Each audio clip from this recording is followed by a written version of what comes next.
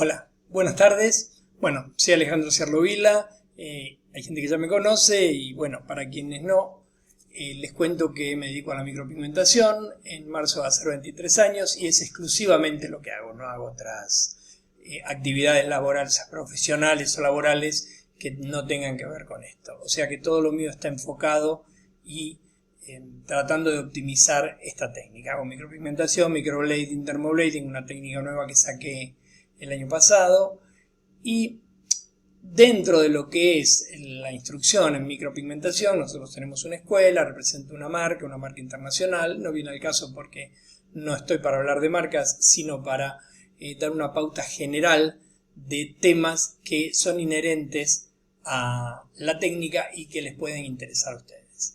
Estamos en varios grupos, los saludo a todos, también a mis colegas, amigas, amigos y a la gente que se quiere formar dentro de lo que es este tipo de instrucción. El motivo hoy es porque se ha suscitado hace unos días una serie de dimes y diretes respecto de los temas de color en piel. Yo, sin ser peyorativo ni soberbio, quiero tratar desde mi lugar de aclarar ciertas dudas sin ningunear ni menospreciar a ninguna persona que se dedique y trate de hacer lo mejor desde su espacio. El tema que les quiero plantear hoy para aclarar un par de dudas es lo que tiene que ver con color, pero con color en piel. Nosotros para trabajar en micropigmentación, ¿sí?, y para poder implantar color de manera satisfactoria, tenemos que tener en cuenta dos cosas. Una es el color de la piel de la persona, cómo está conformada, y la otra es el pigmento que vamos a utilizar. La parte de colorimetría puede involucrar también pigmentología, aunque hay gente que lo separa y piensa que la colorimetría es una cosa y la pigmentología es otra. Si hablamos de pigmentología en la parte de conformación de productos, la parte química, si es más soluble en agua o en glicerol o en glicerina, cómo decidió cada marca preparar su producto, si son orgánicos, inorgánicos, si hay mezclas exclusivas de orgánicos o de inorgánicos, o si hay mezclas combinadas, cuáles son las ventajas de las moléculas orgánicas por tener más brillo y más color, o de las inorgánicas por ser más grandes, más estables e hipoalergénicas. Es decir, hay un montón de temas para abordar que tienen que ser tratados de manera seria, consciente, y a veces que tenemos que considerar de una manera más global antes de ir a lo puntual. ¿Por qué? Porque, como siempre digo, la micropigmentación tiene algunas verdades absolutas y muchas verdades relativas. Lo primero que quiero puntualizar es que la parte de color, o sea, de colorimetría, se basa a partir de la piel de los seres humanos en los tres colores primarios. Dentro de las teorías de color, la aditiva, la sustractiva, la que plantea el RGB, Red, Green and Blue, es decir, hay muchas cosas que tienen que ver con arte, hay cosas que tienen que ver con materia y hay cosas que tienen que ver prácticamente con luz.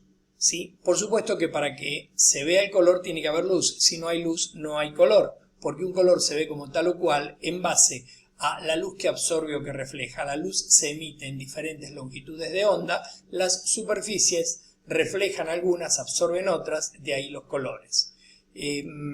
La absorción total de luz recibida nos da la sensación del negro, del color negro, ¿sí?, que es absorción total o ausencia de luz, y la reflexión total nos da el efecto del color blanco.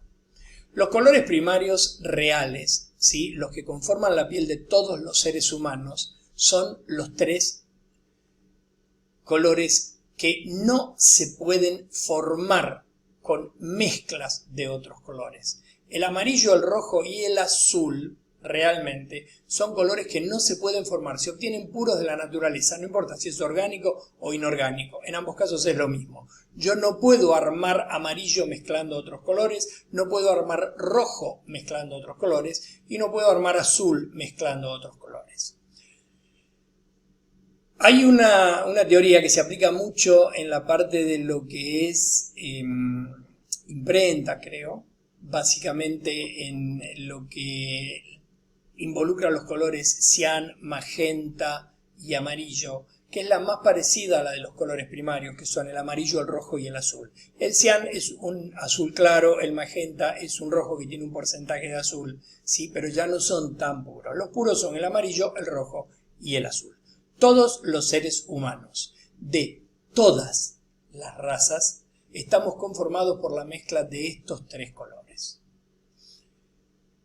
Amén de que presentemos un tono, un subtono, que lo vemos a continuación, todos estamos armados así. Desde el albino más albino, saben que es una rareza, una persona albina es como una patología, una persona que está muy despigmentada, tiene piel muy clara, nunca llega al blanco total, por eso la conformación con los tres primarios. Hasta el negro más negro que se les ocurra, un senegalés, un somalí, estos individuos que los miramos y decimos, pero este negro es azul, es morado, o sea, no lo vemos negro como por ejemplo mi chaqueta. ¿Por qué? Porque esos colores no son los que forman la piel de los seres humanos. No hay una persona toda blanca ni una persona toda negra. Generalmente somos una combinación del amarillo, del rojo y del azul. Esto lo tenemos que tener en cuenta. Tenemos que tener en cuenta, dicho sea de paso, que todos presentamos un tono de piel que es como si nosotros trabajáramos sobre una pared que está seca y ponemos una capa de pintura, ¿sí? Si fuese una pared blanca y ponemos una capa de pintura roja, por supuesto se va a ver rojo, con mayor o menor saturación. Si ponemos un azul se va a ver azul, si ponemos una verde se va a ver verde. ¿Por qué? Porque nosotros estamos pintando sobre algo que es estable, está seco, y lo que va a recibir es la capa de pintura que ponemos. Eso sería la fachada, el tono de piel de cada persona, que está conformado a su vez por la herencia genética que tiene esa persona de todos sus antepasados, papá, mamá, que vienen de los abuelos de ambos lados, de los bisabuelos de ambos lados, de los tatarabuelos de ambos lados. Entonces, la conclusión es la persona a la cual arribamos hoy, a la que estamos analizando y de la cual tenemos que detectar qué subtono tiene. ¿Qué quiere decir esto? El tono es lo que se ve a priori, es esa pared seca donde usualmente la gente que hace maquillaje maquilla. Detrás de ese tono tenemos un subtono que es como una capa de pintura también, pero esta está húmeda. Es como si nosotros en una pared le diéramos una capa de pintura de un color y antes de que se seque aplicamos un nuevo color encima. El resultante no va a ser el último color que pusimos, ni el primero. ¿Por qué? Porque ambos van a estar en condiciones de mezclarse. Lo que pasa es que se van a mezclar dentro de piel. Porque si yo maquillara, pinto sobre. Pero si yo pigmento, llamémosle micropigmentación, dermoblading, pinto dentro de la piel. Y dentro de la piel y detrás de esa fachada yo tengo ese subtono húmedo que me va a aportar genéticamente colores que son inherentes a la persona en la cual estoy trabajando. Eso es lo primero que tenemos que tener en cuenta. ¿Por qué? Para saber que lo que vamos a poner no va a quedar tal cual nosotros lo sacamos del frasco, sino que se va a ver modificado en primera instancia por la presencia de ese subtono de la persona, formada por amarillo, rojo y azul, ¿sí? En el equilibrio que sea de acuerdo a las razas, y que se va a mezclar con el pigmento que pongamos. Esto es lo primero que tenemos que entender. Dicho esto, y viendo la placa donde representa que tenemos un tono de piel y un subtono húmedo, ¿sí? Creo que hay una placa más que lo representa, aquí está, con una persona y como esta persona, que sería de características más tipo durazno, ¿sí? Por su mezcla de color, ese subtono húmedo que está debajo va a esperar para intervenir dentro de lo que va a ser la mezcla final del color. Entonces, los dos factores que tenemos que tener en cuenta es el tono y el subtono de piel en primera instancia y después el color, esperen que me voy a correr, ahí está, el color y la base del pigmento que vayamos a utilizar. Porque así como nosotros tenemos un tono y un subtono de piel que puede influir, el pigmento que tengamos que elegir, que los pigmentos también son mezclas de colores, básicamente, si salvo que utilizáramos un primario, un secundario.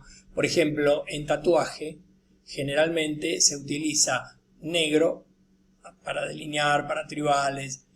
Después se utilizan colores primarios o secundarios, amarillos, rojos, verdes, azules, naranjas, violetas, que puestos en piel se ven menos modificados. ¿Por qué? Porque no es tan fácil desequilibrar un color primario o un secundario.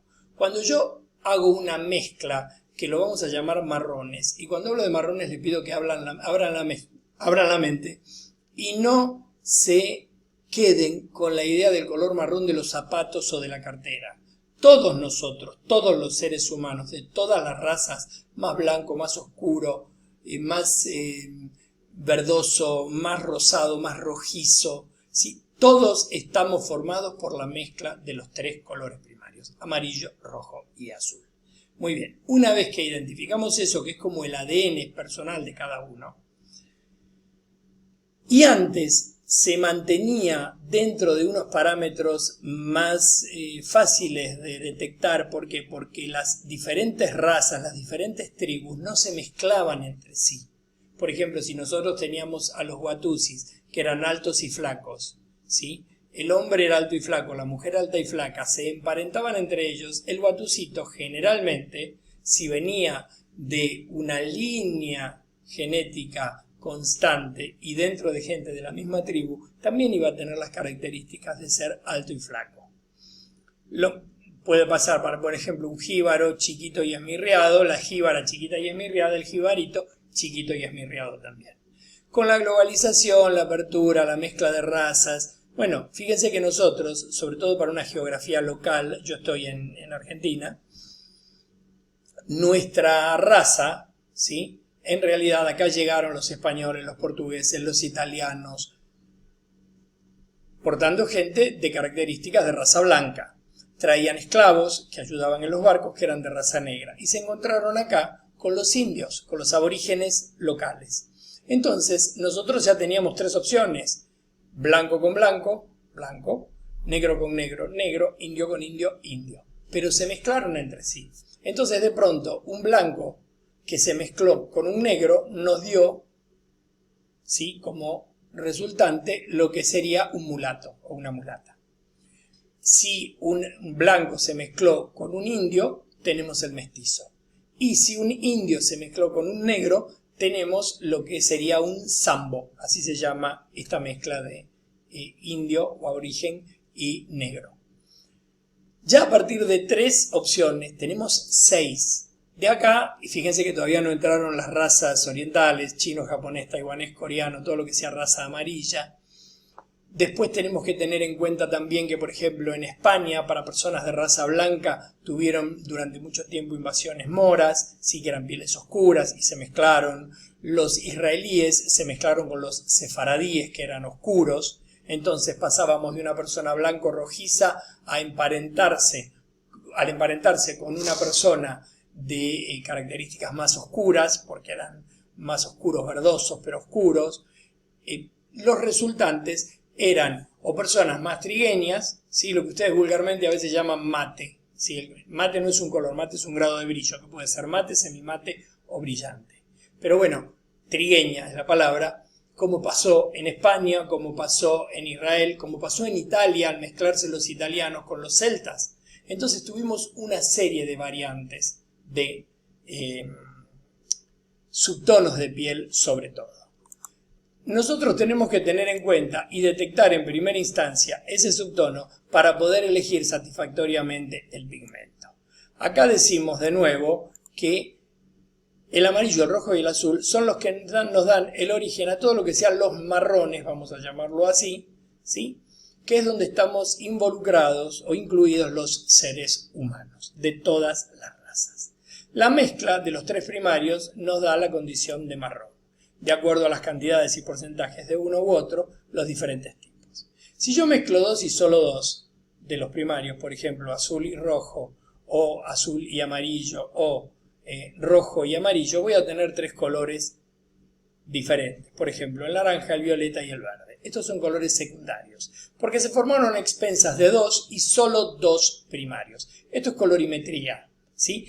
Y no es colorimetría solo artística. Yo vengo de la rama del arte, he estudiado dibujo, pintura, cerámica, me he dedicado al arte durante años, ¿sí? Pero me ayudó mucho para poder aplicarlo en todo lo que pueda ser la parte de mi trabajo actual, lo que es la micropigmentación. ¿Por qué? Porque los colores primarios son los mismos para el arte, son los mismos para la piel, ¿sí? Y acá y en la China son el amarillo, el rojo y el azul. No hay otro color primario. Primario es porque no se puede fabricar y a partir de ahí se fabrican todos los demás. Eso es el origen. Estamos hablando de los tres primarios. No hablamos ni de blanco ni de negro. ¿Sí? Muy bien. Entonces, la mezcla de los tres primarios me da marrón y la mezcla de los tres secundarios también me va a dar marrón o la gama de los marrones porque estos se formaron a expensas de los tres primarios. Yo con estos 6 colores voy a armar lo que se conoce como círculo cromático. En otros lados lo llaman estrella de Oswald, círculo de color, es decir, le ponen un montón de nombres. En realidad es el círculo cromático básico, 3 primarios, 3 secundarios, sus mezclas en el centro. Los 3 primarios se ubican de manera alternativa, o sea, yo no voy a tener nunca 2 primarios seguidos, ni 2 secundarios seguidos. Al contrario, cada secundario se va a ubicar entre los 2 primarios que lo formaron. El amarillo y el rojo forman el naranja, que va a estar ubicado entre ellos dos. El amarillo y el azul forman el verde, que va a estar ahí entre medio de los dos. Y el violeta, que es el hijito del azul y el rojo, también se va a encontrar en medio de los dos. Si nosotros trazáramos 3 diámetros, un diámetro es una recta que atraviesa un círculo, una circunferencia pasando por su centro y cortándola en 2 puntos, me va a dar que se encuentran de manera opuestas, enfrentados, 2 colores, que siempre van a ser un primario y un secundario. No 2 primarios, no 2 primarios. Perdón, no 2 secundarios. Siempre enfrente de un primario voy a tener un secundario. Por ejemplo, enfrente del amarillo, que es un primario, voy a tener el violeta, que es un secundario. Enfrente del rojo, el verde, y enfrente del azul, el naranja. Si yo mezclara el color primario o el secundario con su opuesto, el que lo enfrenta en el círculo cromático, vuelvo a la gama de los marrones. Porque si yo mezclo azul con naranja, no estoy haciendo otra cosa que mezclar azul con amarillo y rojo que le dieron origen al naranja. Si yo mezclo amarillo con violeta, estaría mezclando amarillo con azul y rojo que generaron el violeta. Lo mismo que rojo con verde, sería rojo con amarillo y azul, que son los que formaron el verde. Por lo tanto, si yo mezclo los 3 primarios, tengo marrón. Si yo mezclo los 3 secundarios, tengo marrón. Si yo mezclo rojo con verde, un primario con su opuesto en el círculo cromático, formado por los 2 primarios restantes, también voy a entrar en la gama de los marrones. Y esta es la base de la contención y la neutralización para cuando yo necesito manejarme sobre un tono, subtono, sobre todo sobre un subtono de piel que sé que va a influir sobre mi trabajo final. Por ejemplo, si a mí me tienen que hacer las cejas, yo por mi descendencia, yo tengo genes españoles e italianos, pero en mi piel privó la parte italiana, soy más rojizo. Mis cejas, que además el área de las cejas tiene una tendencia mayor hacia los rojos, van a tender a ponerse más rojizas si a mí me pusieran un marrón equilibrado. Equilibrado quiere decir que estuviera dentro de los neutros, que no tirara a los rojos, a los amarillos, a los verdes, a los violáceos, que fuera marrón, el marroncito, el famoso marroncito. Si ustedes me lo aplican a mí tal cual, con el mismo color que yo tengo en las cejas, a los 6-7 meses vamos a tener una variante porque mi subtono, que es cálido, con una molécula dominante roja, ¿sí?, va a aportar rojos a la mezcla. Para quienes ya hacen micropigmentación lo deben haber visto, que hay cejas que viran a los rojizos, como hay otras que viran a los violáceos. Por ejemplo, los lilas. El lila se confunde mucho con el rojo. Eso tienen que prestar mucha atención. Pero bueno, básicamente mi subtono va a aportar, por un lado, haciendo que la mezcla inicial no sea la misma que permanezca, sino que se mezcle con el subtono y tenga algún desequilibrio. Si ustedes me tuvieran que hacer a mí las cejas, sabiendo que yo tengo rojo desde mi piel, el pigmento que tienen que elegir no puede ser neutro, porque si no el rojo de mi piel se suma y me lo tiraría a los rojizos. ¿Qué hacemos en ese caso?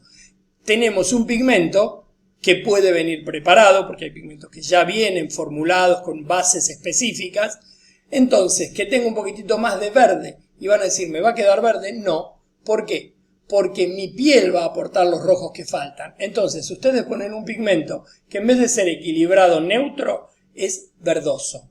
Cuando mi piel aplica el rojo y el verde se mezclan como opuestos complementarios, logramos de nuevo la unión de amarillo, azul y rojo y volvemos a la gama de los marrones. Entonces, con esto es como ustedes pueden contener de pronto un subtono de piel. Por supuesto, en el taller de colorimetría todo esto se ve en detalle y mucho mejor.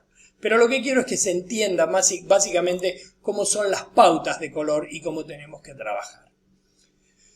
Razas y colores, mezclas múltiples, montones de resultantes. Por eso el análisis de piel lo tenemos que hacer en particular sobre cada persona que vamos a tratar. Tenemos 3 razas principales, la negra, la blanca y la amarilla, sobre las cuales vamos a tener que trabajar. Hay muchas mezclas de razas, fíjense en este cuadro, una persona blanca, de ojos claros, una persona de color mucho más oscuro y el resultante, ¿sí?, el hijo de ambos, ¿sí?, con características de ambos. Por supuesto, más oscuro que la madre, más claro que el padre, con ojos similares a los de la madre, aunque un poquito más fríos porque son más grisados. Bueno, todas son características que en las clases de colorimetría bien dadas les van a brindar un cuadro de evaluación donde tenemos color de ojos, mucosa, semimucosa, labial, la conjuntiva ocular, color de las pecas, tonos de bronceado para evaluar y saber si estamos ante una persona de características cálidas, neutras o frías. Dicho sea de paso, el neutro cada vez existe menos dentro de lo que es la sociedad. ¿Por qué? Porque es como si fuese un balde de pintura blanca. Si ustedes tienen un balde de pintura blanca, uno de rojo y uno de azul, tiran un chorro de blanco al rojo o tiran un chorro de blanco al azul y automáticamente el rojo y el azul se siguen viendo igual. ¿Por qué? Porque tengo que poner mucho blanco para que se note una diferencia. Mientras que al revés, si yo sobre el blanco tiro un chorrito de azul o un chorrito de rojo, el blanco automáticamente sale de su equilibrio y se pone más acelestado o más rosado. Bueno, esto es lo que pasa también con pieles más claras, con la influencia de otras pieles que tienen subtonos cálidos o fríos. Entonces, tenemos que tener en cuenta que el resultante de las mezclas genéticas es lo que llega a nosotros con toda su historia de color. Y lo que tenemos que hacer es detectar qué es lo que privó de todo lo que recibió para saber si estamos ante una piel cálida, neutra o fría, en qué área vamos a trabajar y qué pigmento vamos a elegir para poder contener esa influencia del subtono de piel de la persona. Fíjense que a partir de una persona blanca neutra, por influencia de otras pieles, ¿sí?, yo me corro para un lado, para el otro, para no molestarlas, y vemos que tenemos una serie de variantes que derivan de una persona de raza blanca. Si una persona prácticamente un poquitito menos que pálida, porque es más amarillenta, una persona roja, sí, que es cálida, una persona violácea que es fría, una persona verdosa que es fría y por supuesto una persona de condición mulata, que todo lo que presente más presencia de azules siempre va a tender a lo frío. ¿Por qué? Porque el azul, el verde y el violeta corresponden a colores fríos y los podemos identificar para que lo tengan presente con el mar, que es más frío siempre que que el sol. El sol se identifica con amarillo, naranja y rojo, que son colores cálidos. Ahora, ¿qué domina en cada caso? ¿Sí? Esto tiene que ver mucho con el tamaño y el peso de las moléculas. Esta placa la voy a apurar porque lo único que quiere significar es que ustedes tienen que entender que yo entre esta persona blanca y esta persona roja, si se mezclaran, tengo la opción de que me aparezcan dentro de toda esta escala en cualquiera de los niveles. No tiene que ser que es esto o esto, esto o esto. La persona se puede ubicar acá, que es más o menos cálida, más o menos fría. Entonces eso también lo tenemos que evaluar y lo mismo pasa con las pieles oscuras. Eso se ve todo en los cursos, por supuesto. Lo que tenemos que tener en cuenta entonces, en conclusión, es el subtono de piel de la persona porque sabemos que va a influir. Yo voy a correr esto para que ustedes puedan ver cómo tengo variantes en los tonos de piel, cómo se va calentando la figura cuando pasa de un blanco neutro a un amarillo pálido, a un amarillo más fuerte, a un rosa, a un naranja, y va aumentando el calor en la figura hasta un rojo. Y luego se enfría cuando aparecen los azules. Fíjense cómo se enfría con el violáceo, el verde, el azul, el celeste, perdón, y el azul intenso que correspondería a razas de pieles oscuras.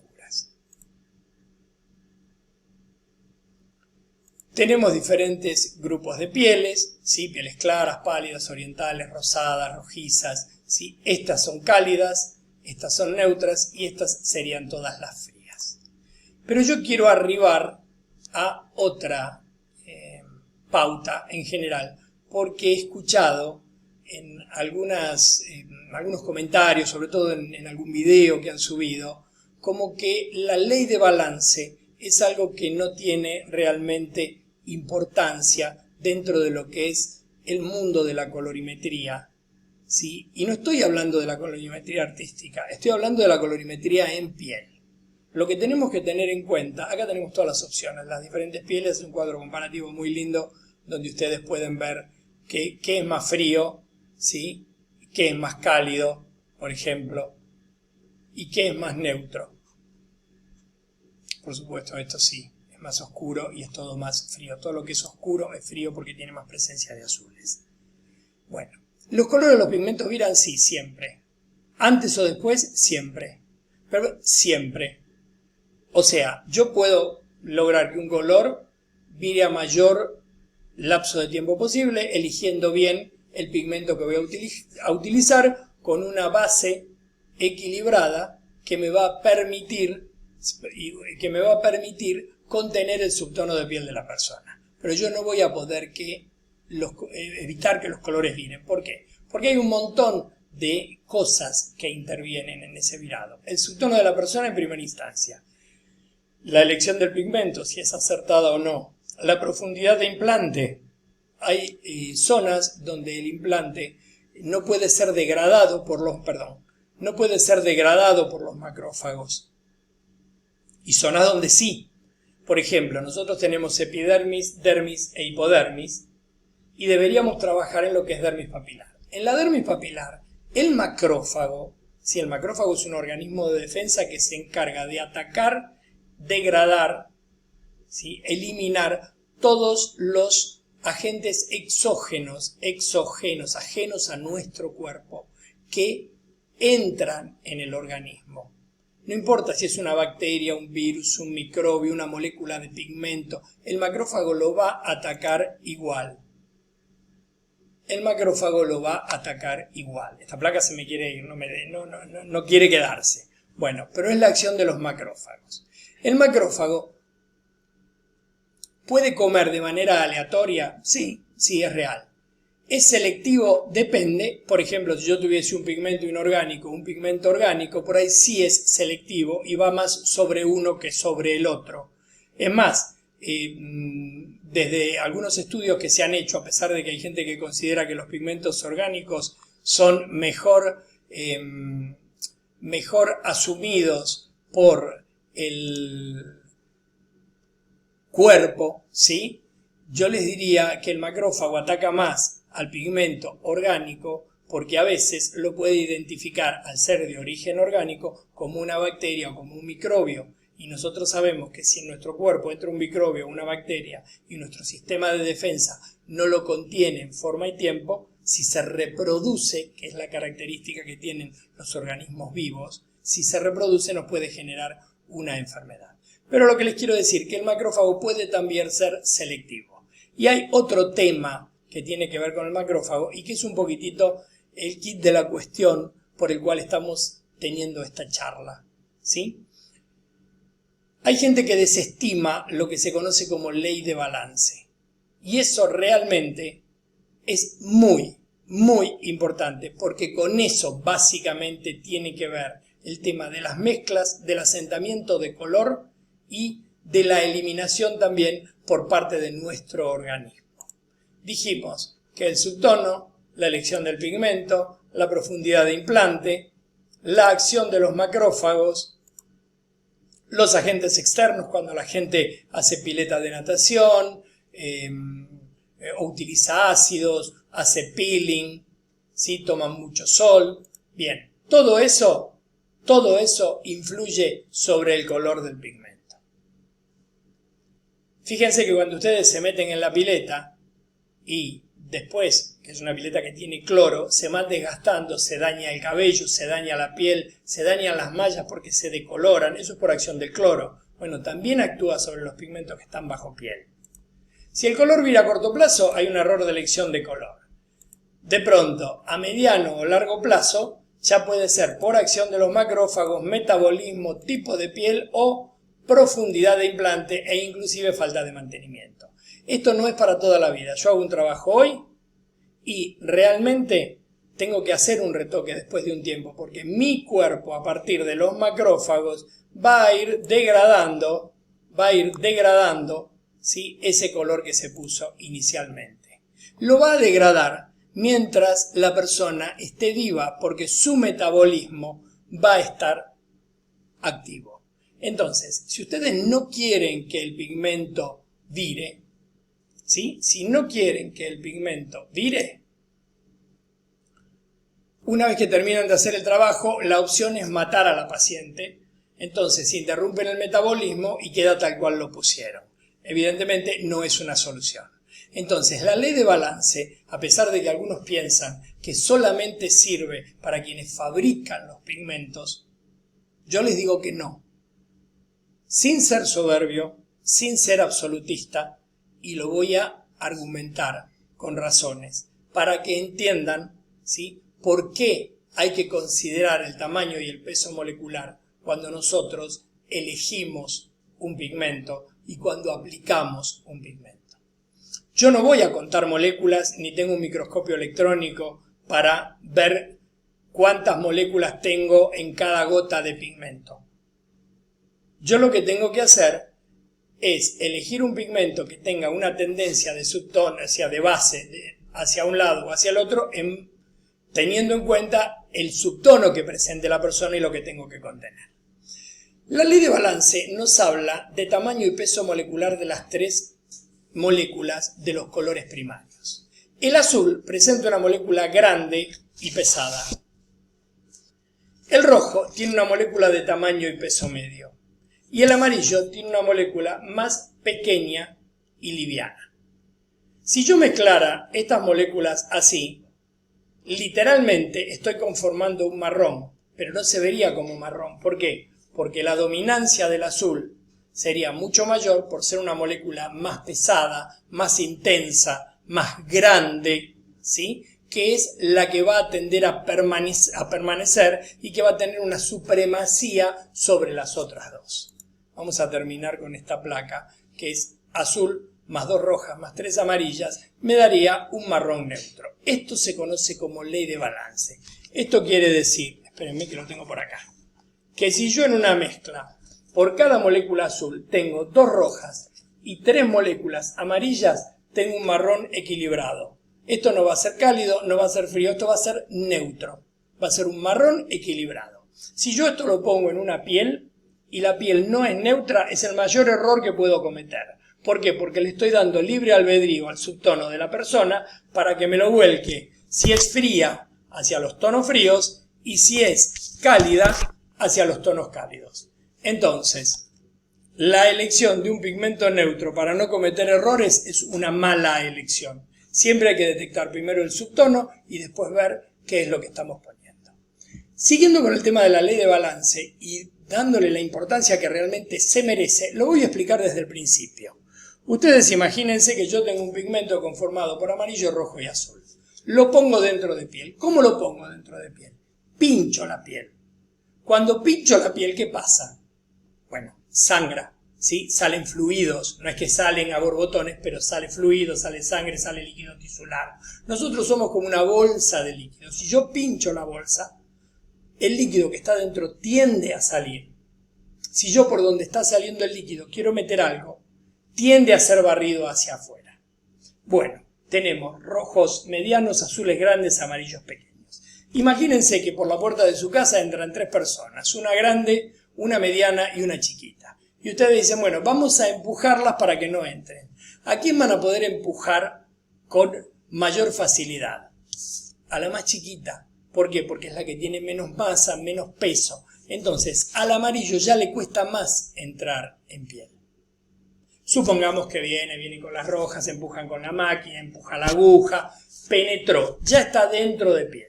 Yo necesito, para que permanezca, que atraviese la membrana basal. ¿Por qué? Porque el pigmento se debe implantar en dermis papilar para tener una micropigmentación.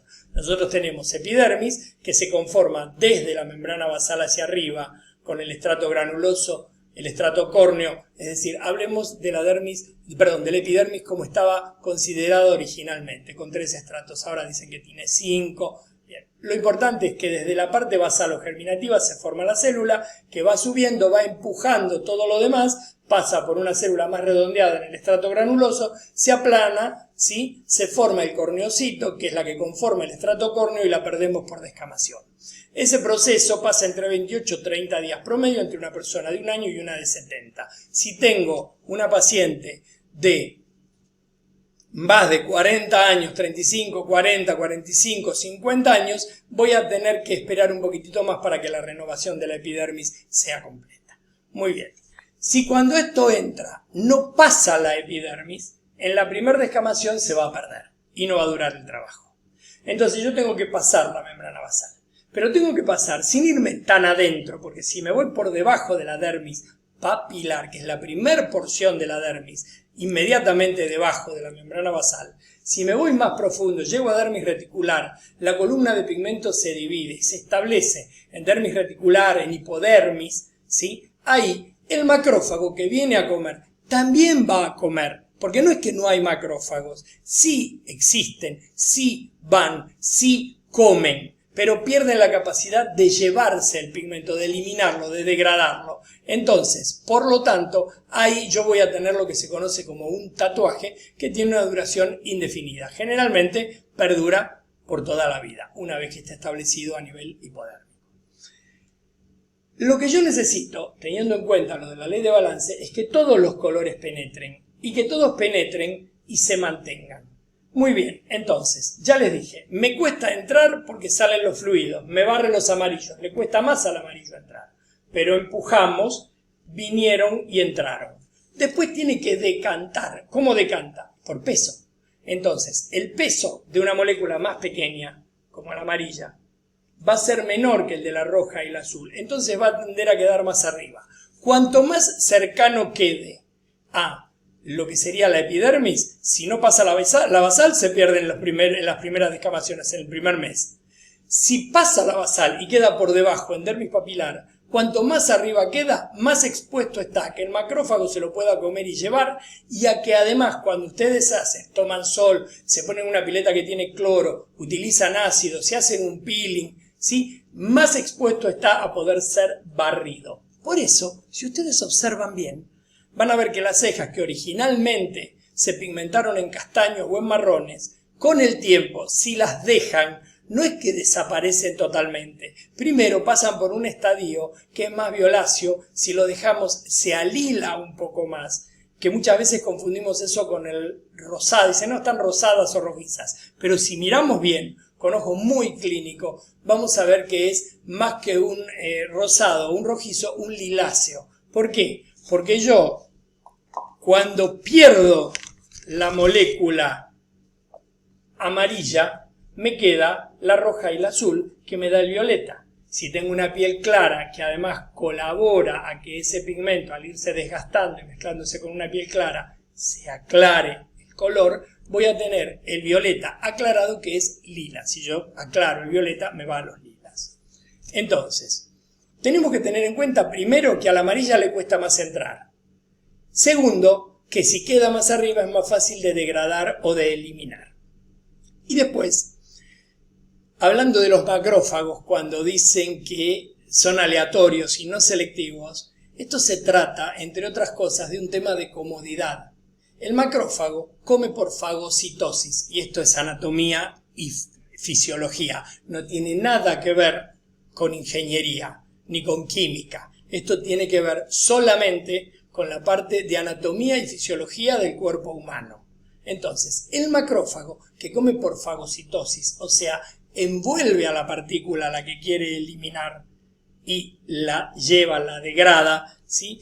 Va a envolver muchísimo más fácil a una molécula pequeña que a una molécula grande que le cuesta más. Entonces, por muy aleatorio que sea el macrófago, le va a convenir, es decir, le va a resultar mucho más sencillo eliminar las moléculas amarillas. Entonces, hasta ahora, fíjense lo importante que es la ley de balance, cuando hay gente que dice que no hay que tenerla en cuenta, que es solamente para la gente que se maneja con la manufactura del pigmento. Por supuesto que es importante, porque la gente que manufactura sabe que si pone menos moléculas amarillas de las que tiene que poner, o menos rojas o menos azules, el resultante del color que está buscando no se le va a dar. Pero bueno, ellos hacen lo suyo, nosotros elegimos el pigmento en base a lo que nos proponen. La parte química es importante, yo no soy químico, pero bueno, me informo para saber más o menos qué es lo que tengo que manejar correctamente, y después lo que tenemos que saber es que ese pigmento, con todas las pautas que nos estén dando, ¿sí?, va a tener que ser aplicado considerando el subtono, y que luego va a ser, además de mezclado con el subtono, degradado por los macrófagos. Entonces, la ley de balance, que es tamaño y peso molecular, que es lo que nos define si un color es neutro, cálido o frío, para mí es muy importante.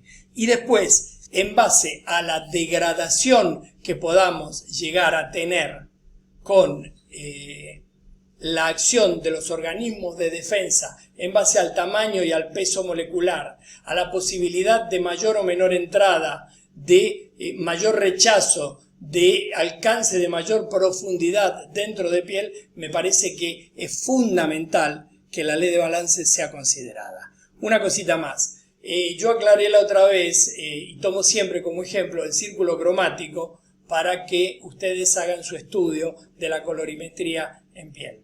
Bueno, es importante porque los seres humanos estamos armados por amarillo, rojo, azul y todas sus variantes. Entonces, el círculo cromático está perfectamente bien aplicado, no con todas las variantes, pues sería demasiado engorroso, pero sí con los 3 primarios, los 3 secundarios y las mezclas entre ellos. Las neutralizaciones, la posibilidad de contener, todo esto, chicas, si quieren realmente aprender bien a pigmentar, amén de otras cosas, porque todo tiene que ver, ¿sí?, tienen que tenerlo en cuenta, y la colorimetría es importante. La colorimetría de piel es básicamente importante, porque una vez que yo identifico la piel, recién ahí puedo elegir el pigmento, peor o mejor manufacturado.